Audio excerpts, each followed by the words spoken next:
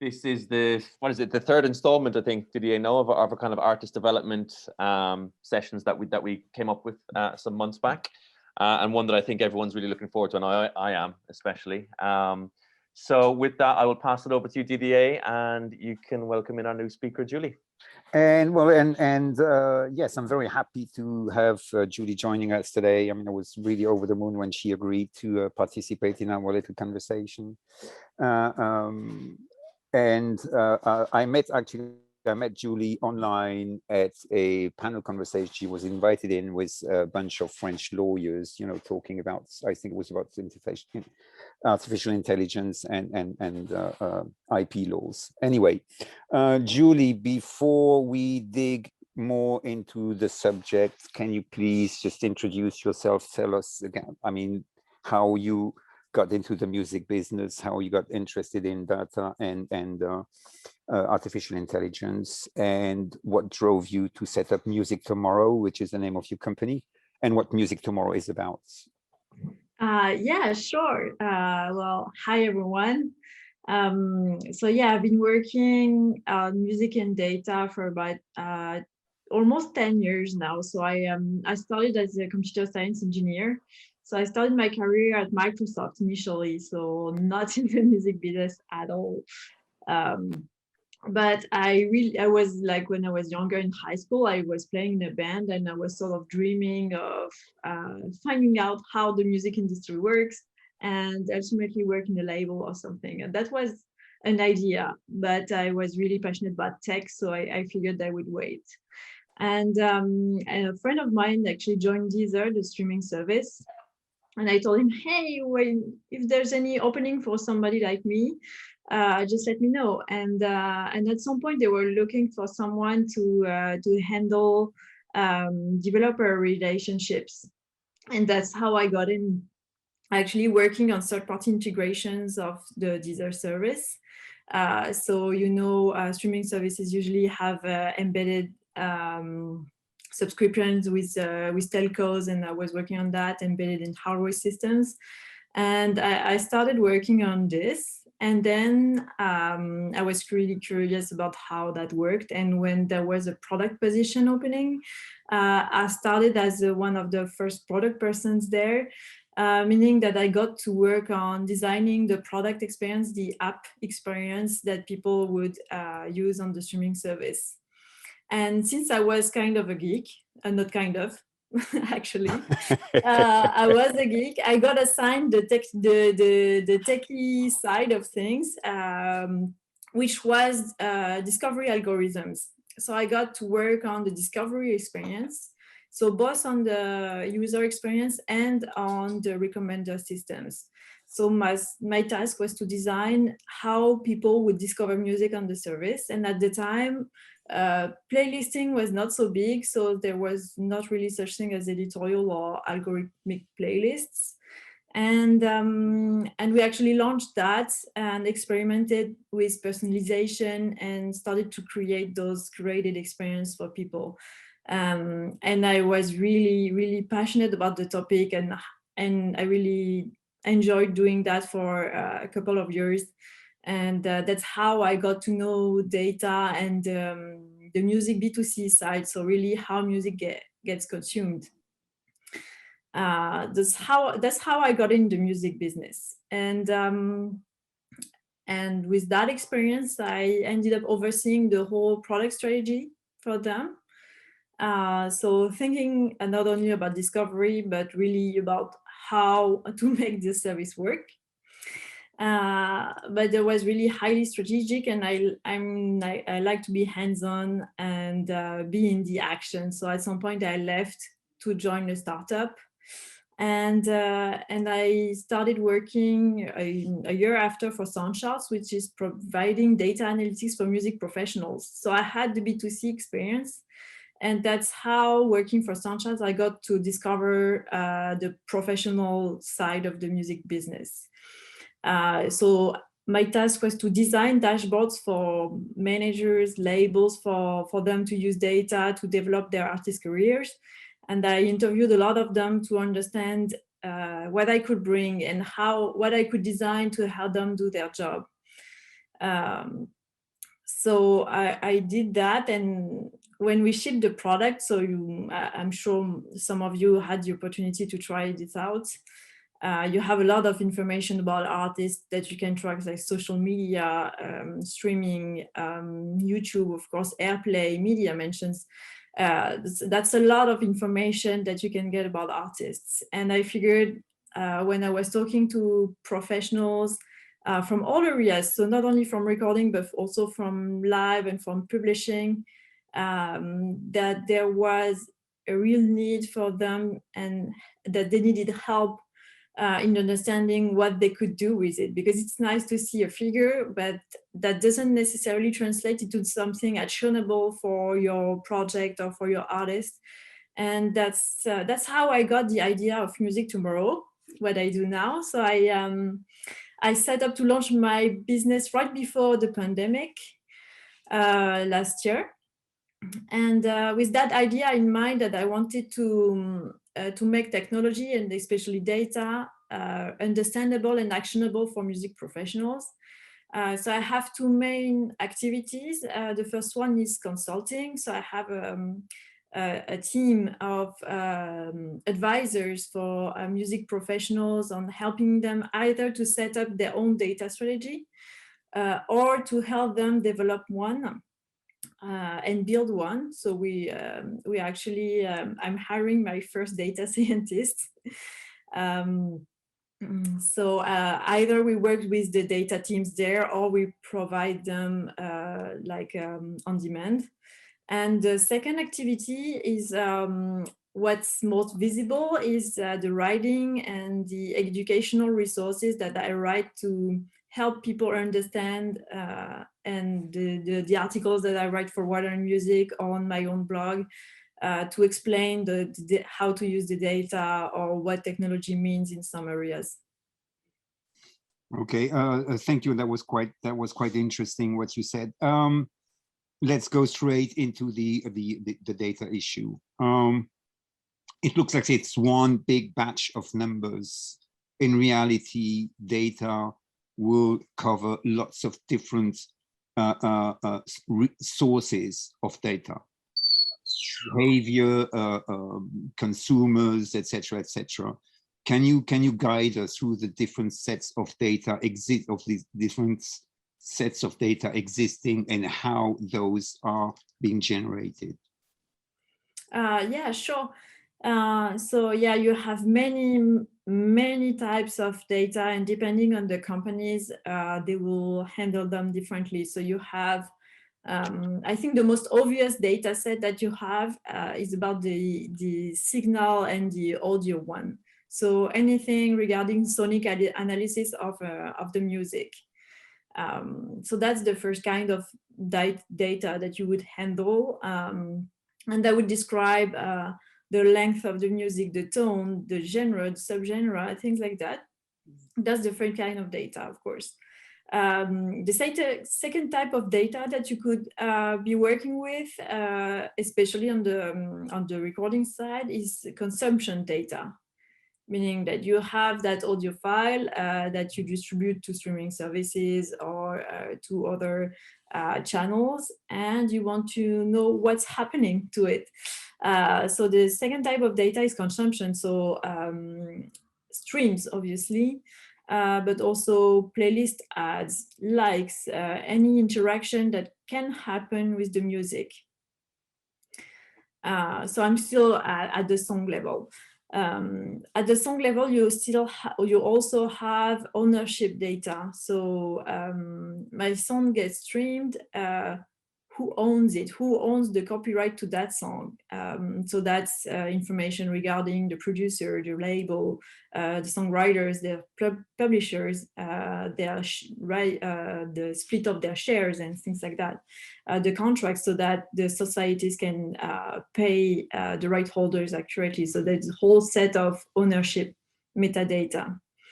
And you have one last set that I could also break down, but you have information at the artist level. since you're managing artist careers, then you have information about artists on their growth and how well they're doing on social media. From certain point of view, you could consider streaming services also sort of media for artists, so you track following there as well.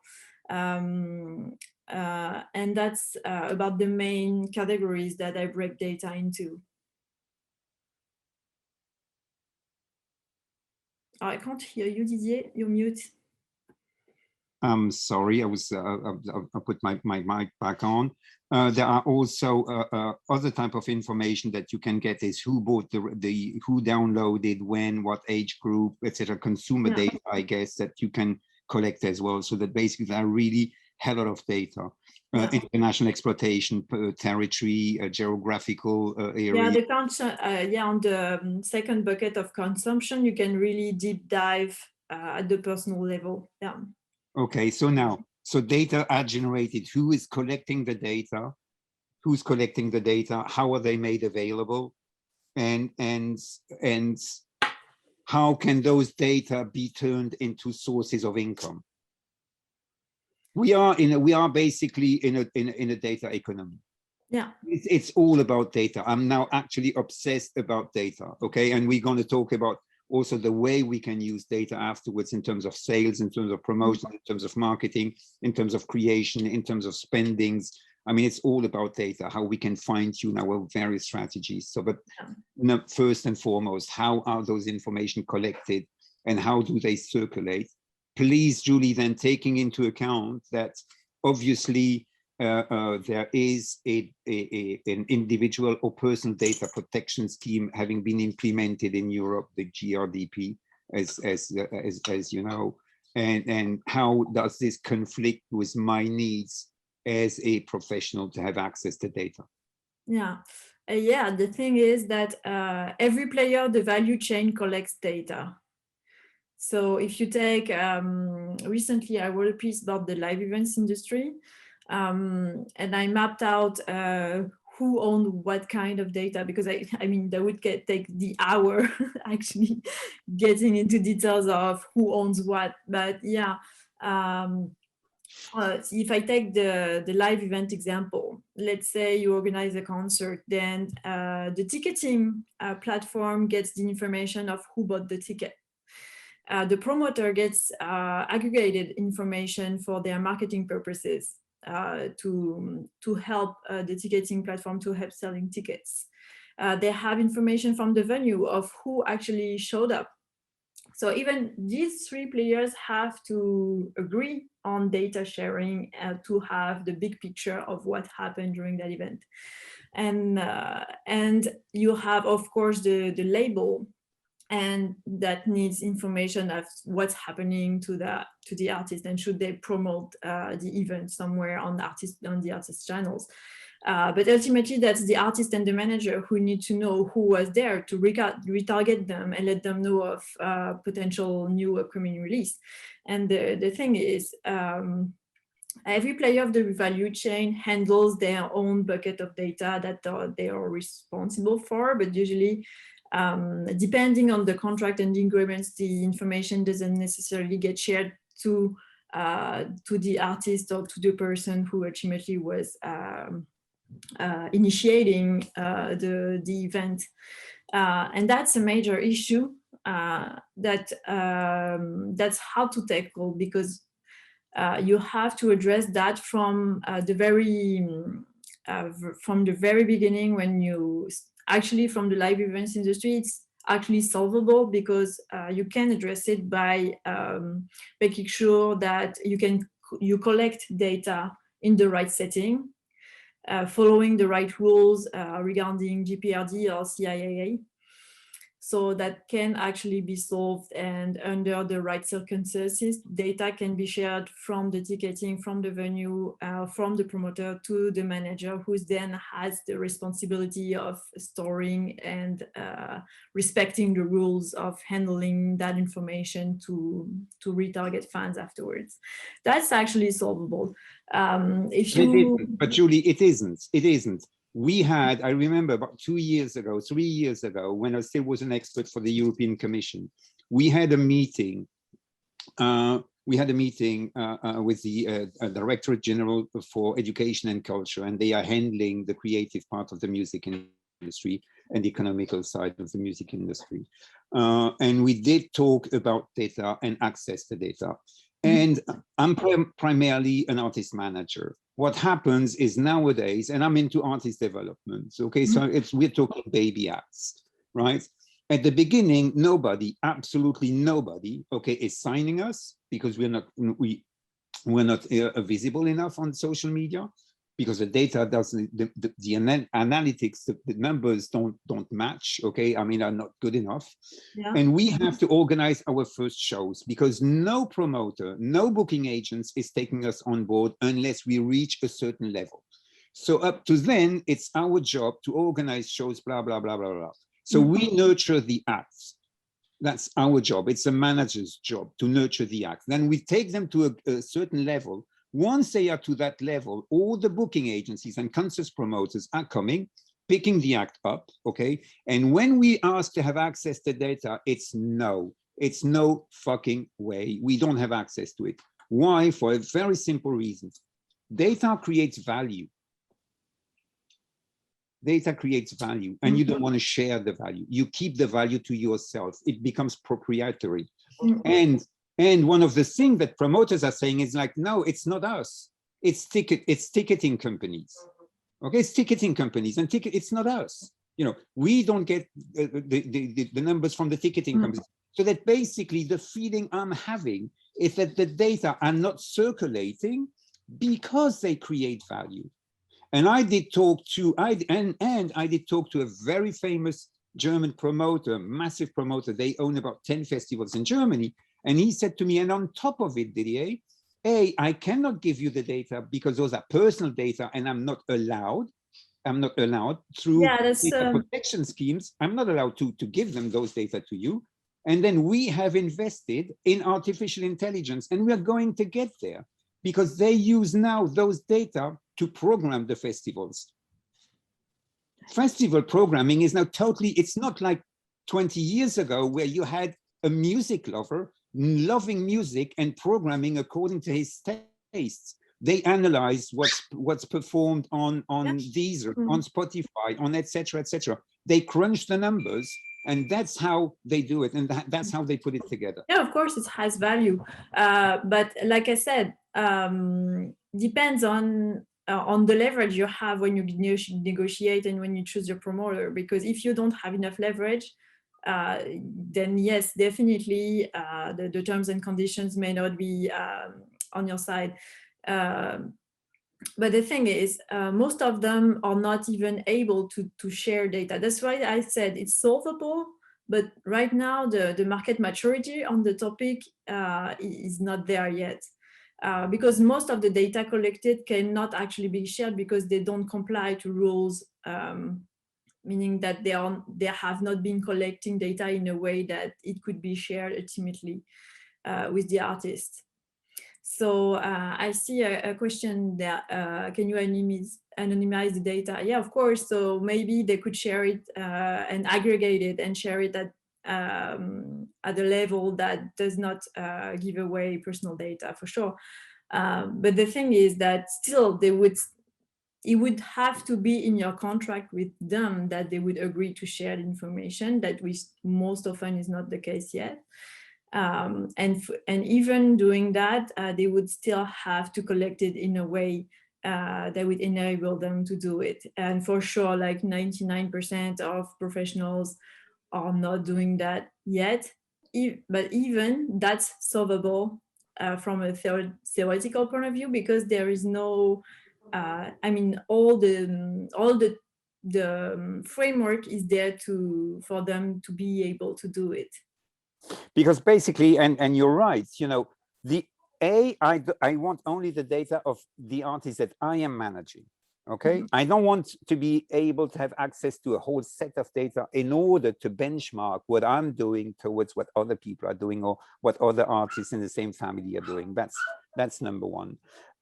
Number two it's in the interest of the whole value chain or the whole value chain stakeholders to give me access to data, because it's reverse marketing. I use it afterwards, okay, to put together emailing campaigns, to reach out, to make special offers, to keep the band alive, okay?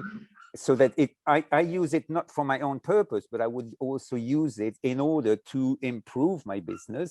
And we did have, Julie, you and me, we did have a conversation a few weeks ago, a few months ago, when I said, and that's maybe a way to, we are going to switch probably to artificial intelligence, algorithm, et cetera, and the way to use those data.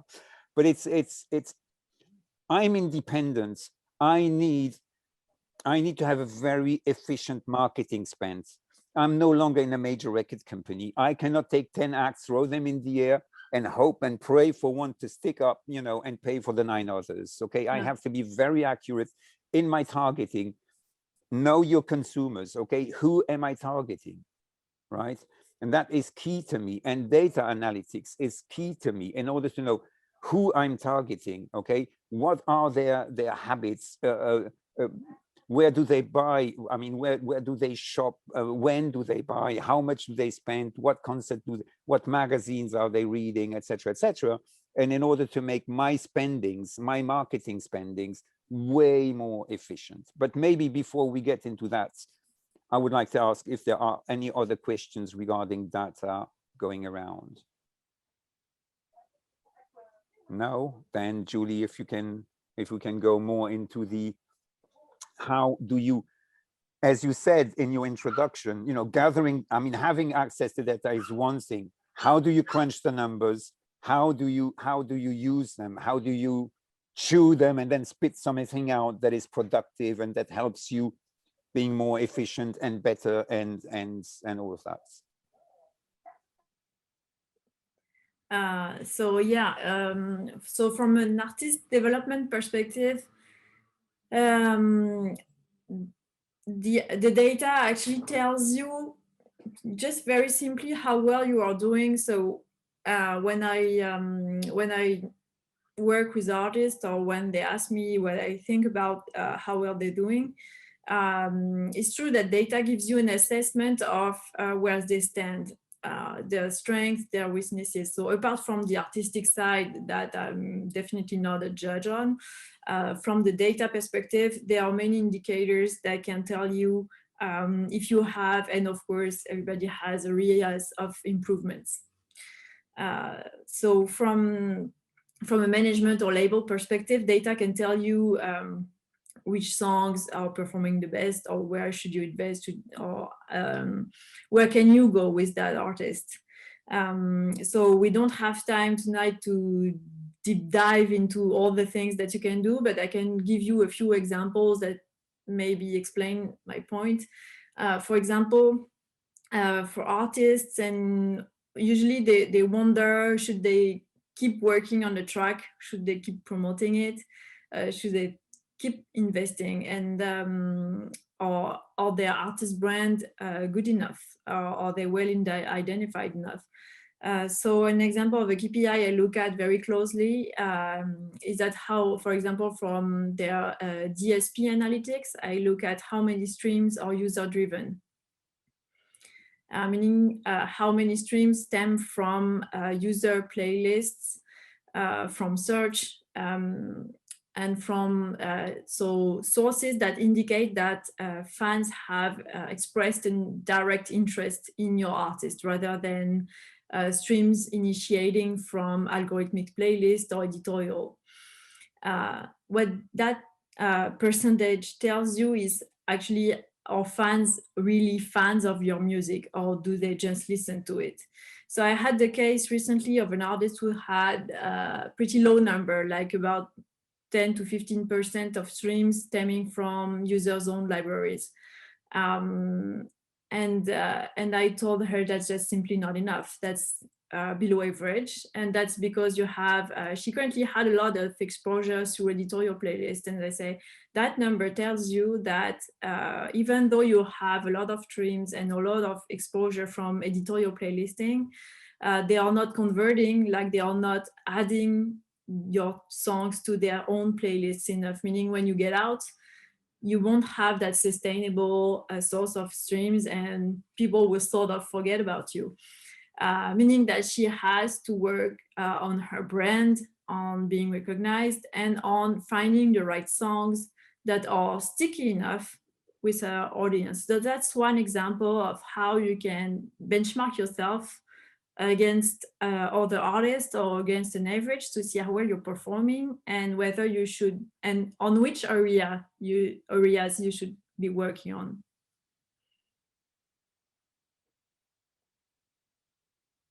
Are you my mic on. Let's be very practical, okay? Again, I'm managing young bands, okay? I'm hiring you tomorrow. What's the first thing you do? What are you asking? What are you expecting from me? At what level do you start being efficient? Do I need to have already a given numbers of followers in volume? How does it work? What are the conditions for me to have access to your services? Actually, yeah.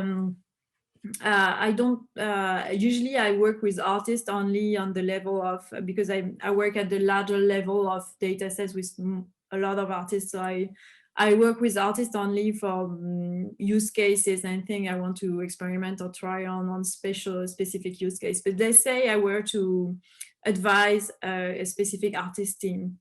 And I think there is no level where data is not useful. I mean, even after, the only thing you need is to have a couple of songs published, to have a few numbers. But most artists, even when at the very beginning, they always have that.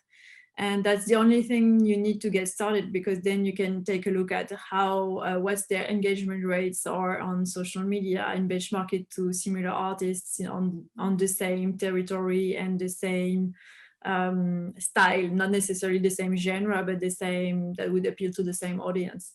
And usually what I noticed is that you need to really know what's happening and who the artist is. So the data by itself, if you don't know where they stand and what they're doing and how they want to turn their career, that's not that useful, because you don't have the explanation behind the numbers.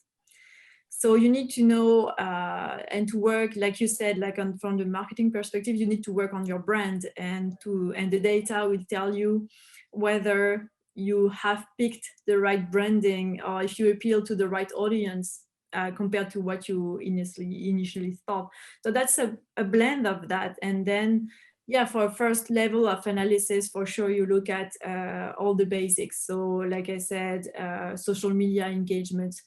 I look at productivity as well, which most distributors do as well. So how often are you releasing tracks? And that's an indicator of, from a promotion or marketing perspective, will I have something to work on or to improve? Because right now that's everybody's shipping their tracks on streaming services. You need to have that momentum going and to try. You have the opportunity to try. So productivity, streaming engagement. So like I said, what percentage of your streams are user driven? That's a very important indicator. And that gives you an idea already of your performance, and then you can deep dive of if you have already a bit of promotion, how did that happen and how did that translate into making people fans of you. But usually that's not that sophisticated, I would say. Okay, so even for somebody like me, it could be useful. I mean, I don't need to be Warner's or Universal or be Billie Eilish to call up on your service. Oh yes, definitely. I mean, for recently I gave advice to an artist who had just below 200 followers on Spotify. Like, she was at the very start and she just had like 5 tracks on Spotify, but already we could see some patterns, and I could tell her to work on a few areas. Okay. I see that Anna has a question. Anna, if you want to ask your question. Yeah, sure. Thank you. I think you already responded part of it, but I was just wondering about these indicators to measure audience engagement, how all of that work from the data perspective. And yeah, if you could tell us more about that. Yeah, maybe in more details, because yeah, like I mentioned, I look at social media engagement and DSP engagement. So apart from that, one of the indicators that I look at is retention. So you know, usually traditionally engagement rates or on social media is likes plus comments and shares divided over followers or over video views, depending on where your artist is or if it's TikTok or Instagram. That's the basic. And when you're emerging, your number should be, for Instagram, for example, it should be between 10 and 15%. You could consider that quite good. If you're below, then you should work on it. If it's TikTok, the video engagement rates are usually higher, so you should be aiming for 20, 25%. Another KPI that I look at is streaming retention, is how many listeners convert into followers. Because usually that's something that most people miss out, is the importance of being followed on streaming services. It definitely has an impact because fans, the people who follow your artist, are getting notified of new releases. You have your new music in their release radar or discovery playlists. So that's important if you want to build a sustainable audience for your artist, to pay attention to that following. So what I look at is from all the people who listen to the music, how many of them are following. So I divide the listeners over the followers, and I look at that number to have an idea. And that as well should be pretty high.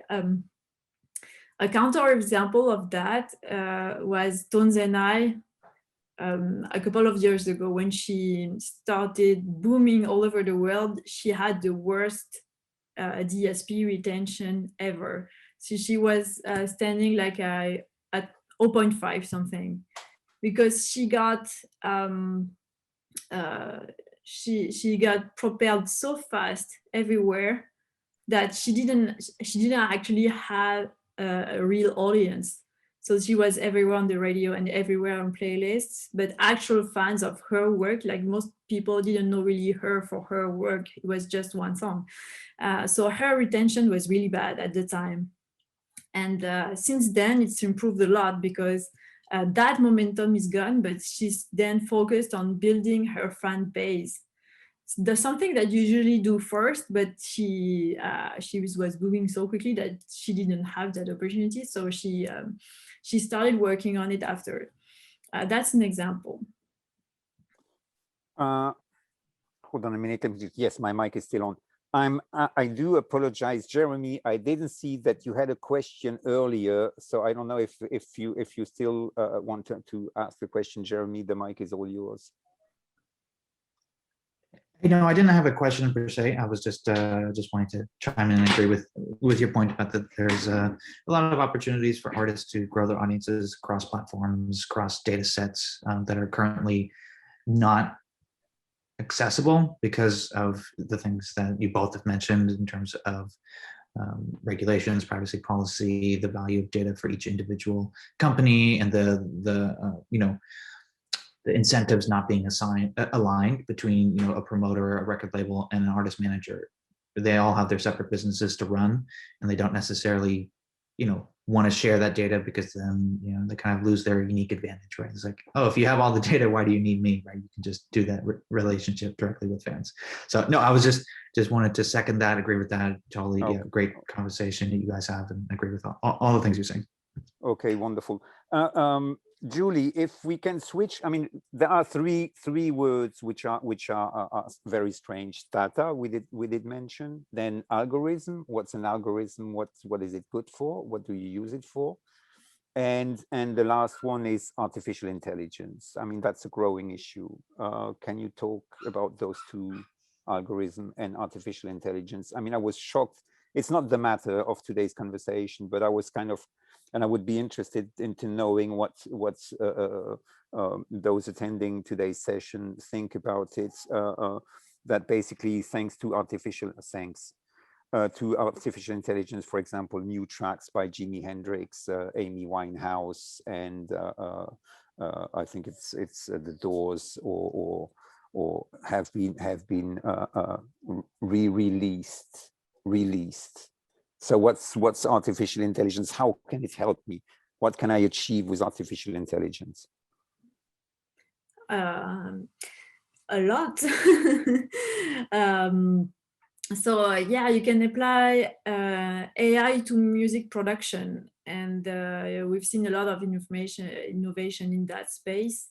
And with AI on the music production, there is no limit right now. So of course, now it's well admitted that an algorithm or an artificial intelligence can actually write a song, and a pretty decent one. And actually, we wouldn't be able to make the difference now. So that's something that's feasible. But AI can, and I think it's most useful when it can be a tool for musicians. So rather than fully creating, I mean, it can be useful for the sync space, or for sure, but from an artistic point of view, you can use algorithm and AI to, for example, break a song down by instrument. So let's say you don't have the stems for a given song that you want to remix for fun, then actually AI can actually do that for you and give you every track of every instrument. Hold on a minute. Are you saying that, I mean, as I said, I'm a manager and I'm working with the band, and they've already released 2 albums. They have lost, believe it or not, they have lost the masters of the first recording. All we are having is a CD. Are you saying that with artificial intelligence, I can recreate the different tracks? Yes. Really? Yes. Can you tell us how, Julie? I'm interested to know that too. I would. There are several tools that do that, so I would have to look it up. But yeah, I had a demo of Izmir, that's an AI music conference, a couple of years ago, and I was working already. So right now I've seen those tools in production and available for musicians. So yeah, definitely, like, you can extract the drum set or just the vocals. That's something that you can do. That may not be the same quality, although, because depends on your studio or how you recorded it. Probably, most likely, your quality was better than what you'll get from these tools, but that's something that you could get. Other examples of how AI could be used is I've seen experiments with creating new instruments. So for example, having sort of a piano key with the attack of a marimba. So you can have like blending some characteristics from several instruments to create a new one that doesn't exist in real life. So to me, AI is actually, I mean, if I had time to produce music, I would definitely have fun with that. And I bet a lot of artists do that right now. So AI for music production is really something. Like I said, so yeah, Splitter, thank you for the guys who jumped in. That's Sherwin. That's Sherwin. And AI is also applied, like I said, in streaming services a lot. So that's why it enabled them to take personalization at scale.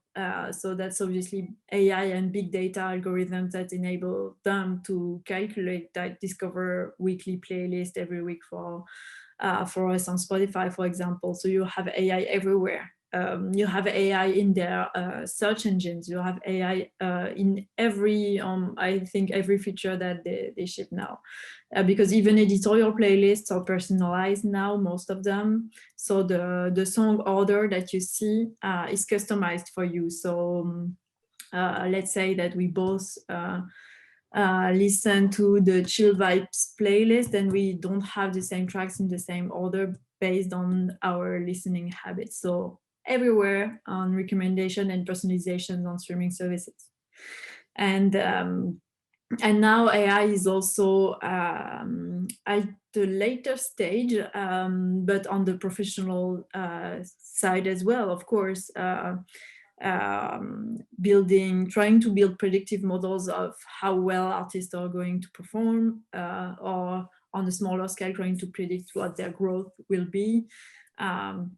So that's, and also analyzing patterns. We were mentioning live events, like analyzing patterns of people moving around in festivals, analyzing purchase behaviors for tickets, things like that. So it's more with analytics intent on the professional side, but AI is there as well. And machine learning models are now we experiment with that to try to build predictions, for example. I mean, predicting success is something that has a lot of parameters that it's not like that one problem that we are going to solve. But when we're breaking down into smaller problems, then yes, we have algorithms that do work on that. I mean, one of the big questions, and I would like one day to organize a conversation around it, is about A&Ring.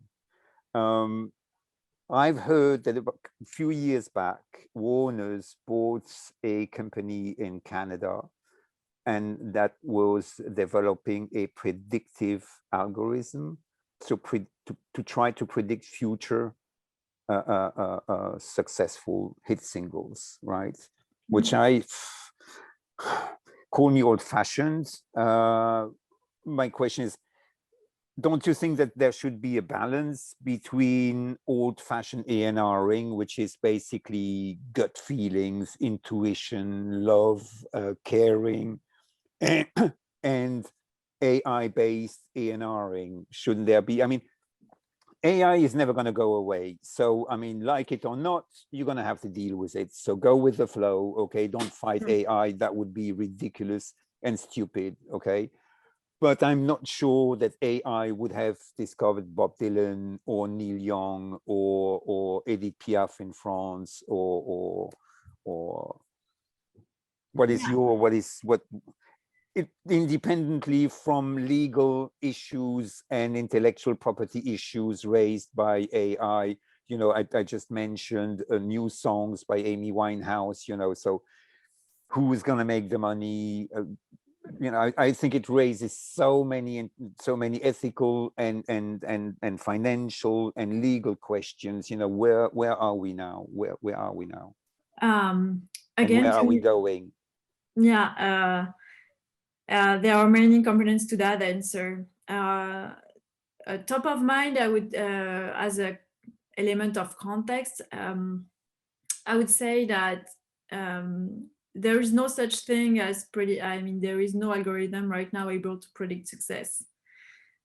Even with all the pieces of data that we could gather right now, so even if I were to merge the data set from Spotify for a major company from Soundcharts, I would still have a hard time figuring from a fresh perspective who will actually have success. I could definitely be able to do it short term. So let's say I could tell you who's gonna get growth in the next couple of months. But when it comes to building a career, then actually no, because I'm not saying that's not possible, but right now there are things that algorithms don't factor in, like how our artists are willing to expose themselves, how are they willing to actually be in the game, and that's actually a pretty exhausting game. So are they really ready to do that? Data doesn't tell you how much burnout are they living. So the algorithm doesn't tell you how much the manager is, how much work the manager is, how much work are they putting in, how much do they believe in the artist, because that's really, I think the music industry is really a self-fulfilling prophecy or industry. Like the more you believe in something, the more you're able to convince people of working with your artist, or to get a featuring, or to get into media or playlist position. And data doesn't tell you that, your ability to convince people. The data doesn't tell you what your brand is, not really.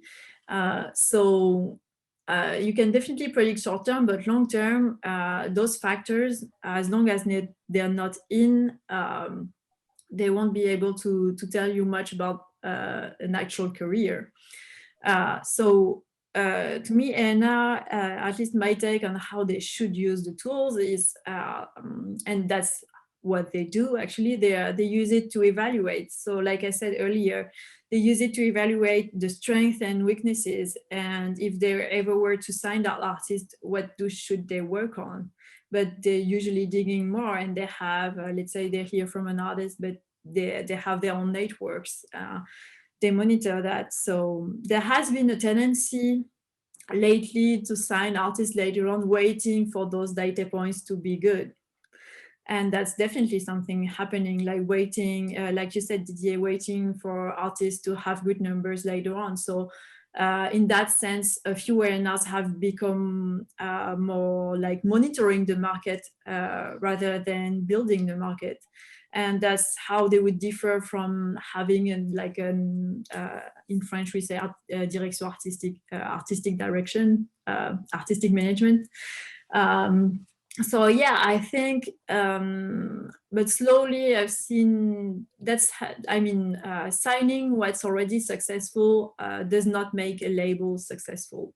And I think they're starting to understand that. And coming back and slowly, at least a few of them coming back to that monitoring only phase, to more back to basics, and what's the artistic side and how do I use data to evaluate, but not so much to just filter out the noise. That's my take on it. And I know this one will be very difficult. Is AI an emotion? Do you think one day it will be able to feel emotions? Deep learning, the intelligence, will there be an artificial intelligence feeling emotions, being able to be emotional? Because that's basically what music is about. Music is just about emotions. That's what it's all about. It's make you, actually that's different, because music is making you feel emotions, because the emotion is within you, not to some extent also within the music, but there are two things that they can definitely replicate it, even though a machine will not feel, they can make you believe so.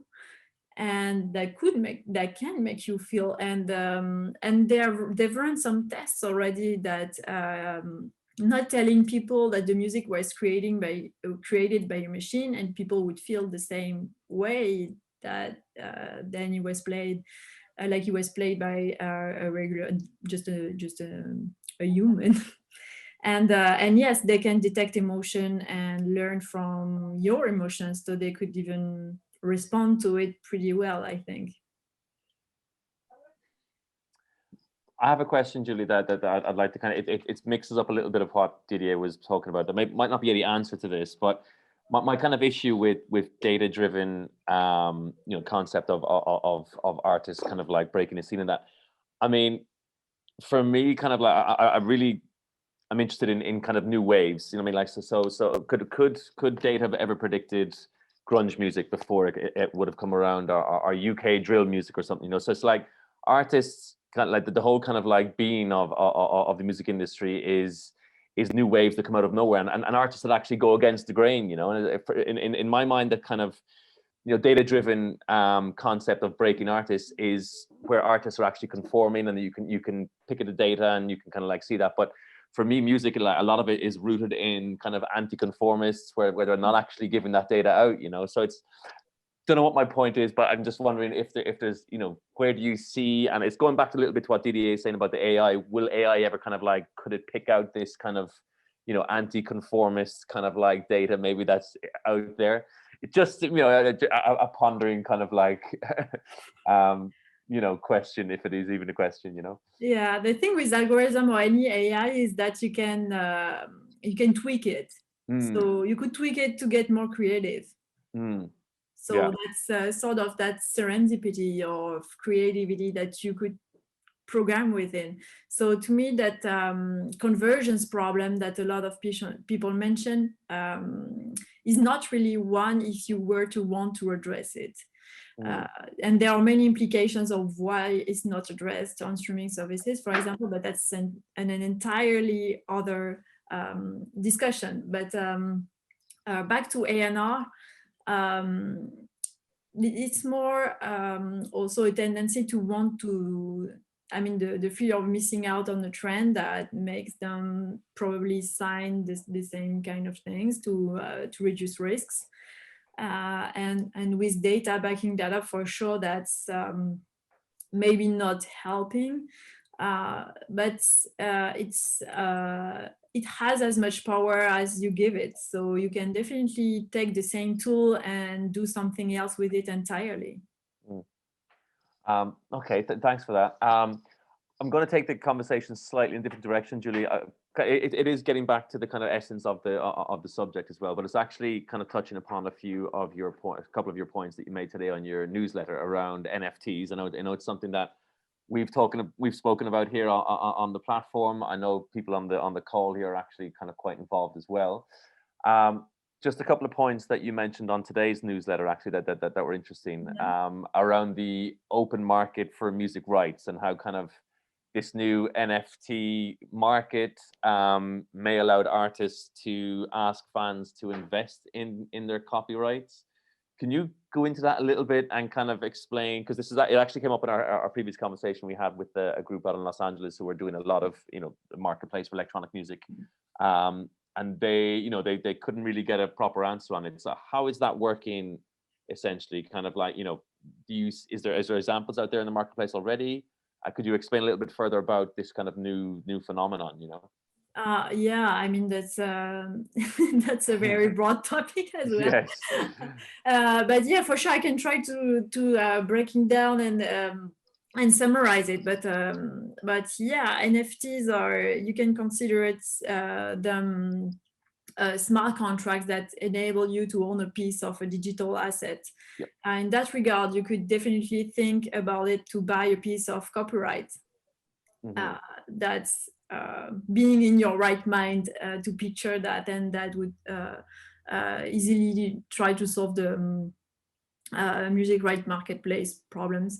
But the thing is, it's kind of a mess right now, and because owning the copyright does not mean necessarily that you can collect the royalties corresponding to it, and most marketplaces are separate. So let's say you buy your NFT on an NFT marketplace, then you own the publishing side, let's say, of the song, or a few recording rights of the song.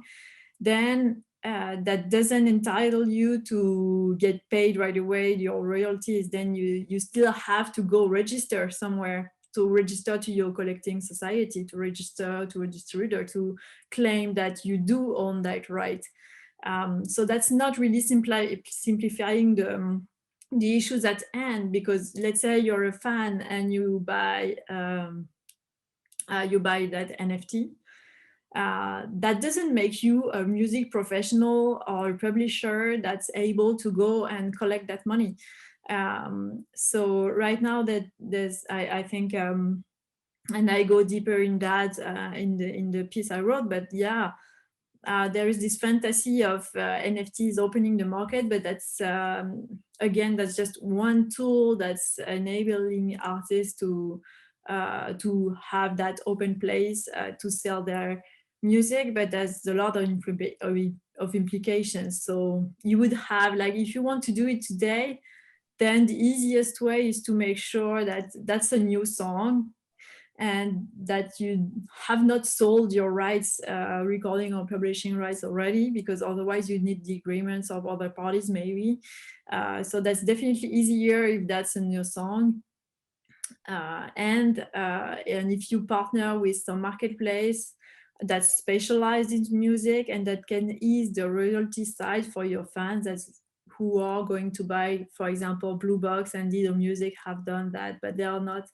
I don't have another example of in mind of people who have done that, but then you will still require to have some cryptocurrencies on you. So that's definitely not an open marketplace right now.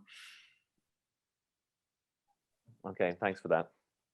And so are you seeing, Julie, I know it's only been kind of like the craze has only happened in the last few months, but are you seeing the kind of transferability of music rights and NFT powered contracts? I know it's quite a new phrase, but is this obviously going to be a thing now, right?